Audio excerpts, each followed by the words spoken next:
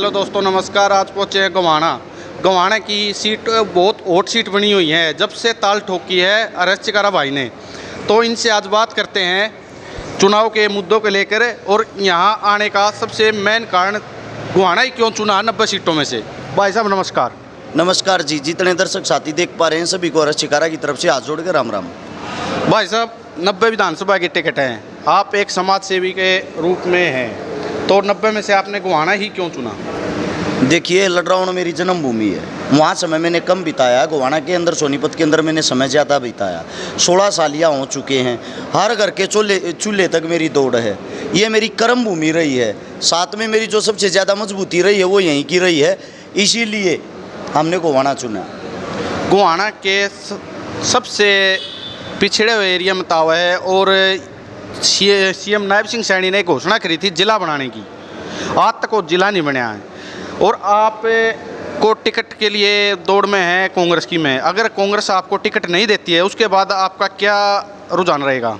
देखो, सीधी साफ सुथरी जो बात है वो ये है, अपनी जो मेहनत है, अपनी मेहनत पे भरोसा है, मेहनत का इनाम ज़रूर मिलेगा। टिकट 1% ना मिली, चुनाव जब भी लड़ेंगे 100% लड़ेंगे। चुनाव 100% लड़ना? बिल्कुल लड़ेंगे जी। अगर आप एमएलए बन के जाते हैं, विधानसभा में जाते हैं, तो आपके क्या कार्य रहेंगे गोवाना के क्षेत्र के लिए जो आप करवा पाएंगे? हर गांव की अलग समस्याएं हैं, अलग मुद्दे हैं, जो ग्रामीणवासी वो बताएंगे। सबसे मेन मुद्दा है जी, यहाँ सर्वे करते हैं पानी का, पीने का पानी की सबसे मेन समस्या है। पानी का कई गांव तो ऐसे हैं जिनके अंदर पीने के पानी की समस्या। मेरे साथ में खड़े हैं भाई साहब सोनू, हमारे बड़े हैं, गुणा गांव से आते हैं। इनके गांव के अंदर 2800 TDS का पानी है। अकेले इन गांव के अंदर नहीं, ऐसे 20 गांव हैं 62 गाँव के अंदर। यानी कि जो 1/3 हिस्सा है वो पानी की मार झेल रहा है। फिर 1/3 हिस्सा ऐसा जिसके अंदर पानी जमा हो जाता है, इकट्ठा हो जाता है, बाहर निकालने के लिए कोई रास्ता ही नहीं है, सुविधा नहीं है। यानी कि किसी के पास पानी नहीं है तो कोई पानी के कारण परेशान है। किसी की चौपालें टूटी हुई हैं। किसी गांव के अंदर अगर आप जाओगे, दौरा करोगे, गली नाम की गली है, गली के ऊपर समुंदर बना हुआ है। हर गांव के अलग मुद्दे हैं, अलग चीज़ें हैं। वो जब हम गांव के अंदर वर्क करते हैं, गांव के अंदर घूमते हैं, वे अपने मुद्दे लिख के दे देते हैं। जिस दिन विधानसभा जीत के जाएंगे, जीतने के बाद जो धन्यवादी दौरा करेंगे, उसी टाइम ऑन द स्पॉट सब की जो शिकायतें होगी कोशिश करेंगे उनको साथ के साथ निपटाते चलें। आप युवा हो, युवाओं के लिए ये अग्निवीर योजना आई थी, उसके बारे में आप क्या कहोगे? अरे भाई साहब, मेरे से आप ये पूछ रहे अग्निवीर योजना के बारे में क्या कहोगे? अग्निवीर का सबसे पहले विरोध किसने किया था? सबसे पहले विरोध ही हमने किया था। धनाना के पास है तालू गाँव का एक लड़का जो वहीं पे पेड़ पे लटक के जिसने फांसी लगा ली थी। इसी चीज़ को लेके, अग्निवीर को लेके लंबे टाइम से जो संघर्ष कराया था, मेहनत कराया था, वहाँ से हमने शुरुआत करी थी। वहाँ से पैदल यात्रा निकाली थी। पैदल यात्रा जो थी शायद या तो है नहीं, लंबा टाइम हो लिया, 3 दिन की हो, 3 या 4 दिन की। वो पैदल यात्रा गांव आके रिंडाना के पास में एक गांव था लजुवाना का गांव का एक साथी और था जो उसी प्रक्रिया के अंदर हमारे बीच आज नहीं, वो भी भगवान को प्यारा हो गया था। वहाँ आके उसका समापन हुआ था। तो सबसे पहले अग्निवीर का जो विरोध हुआ हमने ही जताया था। आप गोवाना में अपने किसको टक्कर मानते हैं? अपने सामने किस कैंडिडेट को टक्कर में मानते हैं? सबसे बड़ी चीज़ ये है, जब तक हम टक्कर नहीं मान सकते, जब तक सामने वाले योद्धा का नाम क्लियर ना हो। अभी वेरीफाई नहीं है यहाँ से चुनाव कौन लड़ेगा।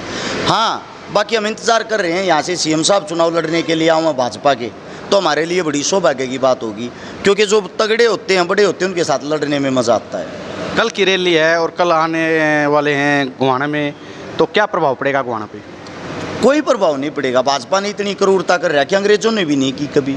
भाजपा ने इतने काले कारनामे कर रखे हैं, एक गिनवाएं तो शायद इंटरव्यू देने में कम से कम 10-12 घंटे लग जाएंगे। लेकिन नायब सिंह सैनी तो ये बोलते हैं कि खट्टर ने हमारा एक प्लान चलाया था, बिना खर्ची बिना पर्ची के नौकरी है ही नहीं। खर्ची पर्ची की जरूरत कहाँ पड़ेगी? कहाँ है नौकरी? रोजगार कहाँ है? दर की ठोकर खा रहे पढ़े लिखे बच्चे।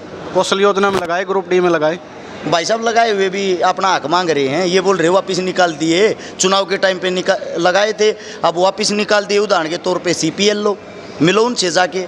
ग्रामीण ऑपरेटर लगाए थे 7,500 जो लगाए थे उनको अब सैलरी दे रहे हैं 6,000। आधों को सैलरी दे रहे हैं, उसके भी 2 पार्ट बना रखे, आधों को सैलरी भी नहीं मिल रही। फ्री का बंधुआ मजदूर बना दिया। मेडिकल की फैसिलिटी को लेकर गांव में जैसे PHC CHC हैं, वहाँ डॉक्टर अवेलेबल नहीं करवा पा रही सरकार। अगर आप विधानसभा में जाते हैं तो उसके बारे में आप क्या मुद्दा उठाएंगे वहाँ विधानसभा में? शिक्षा, स्वास्थ्य, रोजगार, ये भारतीय जनता पार्टी के मुद्दे ही नहीं हैं। भारतीय जनता पार्टी के मुद्दे हैं हिंदू, मुस्लिम, जाट, नॉन जाट। ये जात, धर्म, मजहब, इन्हीं चीज़ों से बाहर नहीं निकलते। इन्होंने एक ऐसा नारा दे दिया, ऐसा टैग दे दिया, इनको काम करने की ज़रूरत नहीं। जब टाइम आता मंदिर मस्जिद को उठा के खड़े हो जाते हैं, हिंदू मुसलमान को उठा के खड़े हो जाते हैं। और देहात की जो हकीकत है वो ये है कि शिक्षा, स्वास्थ्य, रोजगार जो वो जीरो होती जा रही है। अभी जिस टाइम खट्टर सरकार थी, आप सभी को पता होगा, खट्टर सरकार ने कितने स्कूलों को बंद किया, कितने पीटीआईओ को निकाला, कितने टीचरों को हड़ताल करते हुए देखा, कितने सरपंचों को रोडों पर पीटते हुए देखा, किसानों को पीटते हुए देखा, जवानों को शहीद होते हुए देखा, अग्निवीरों को रोडों पर धक्के खाते हुए देखा। ये देश का बेड़ा गर्क ही और क्या है। आप खुद एक गौशाला चला रहे हैं और आज गायों की गति है और बीजेपी सरकार बोल रही है कि गायों के लिए हमने करोड़ों रुपए खर्च किए। खर्च करते हैं, ये वाकई बात है, इस बात से कोई परहेज नहीं है। बीजेपी खर्च करती है, लेकिन वो खर्च करती है, खाते में पैसे डालती है अपनी जेब में। खर्च अपने लिए करती, गायों के लिए नहीं।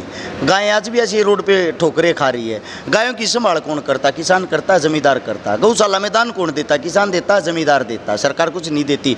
सरकार सिर्फ ढकोसले देती है, झूठी घोषणाएं करती है। इलेक्शन लड़ना क्लियर है आपका?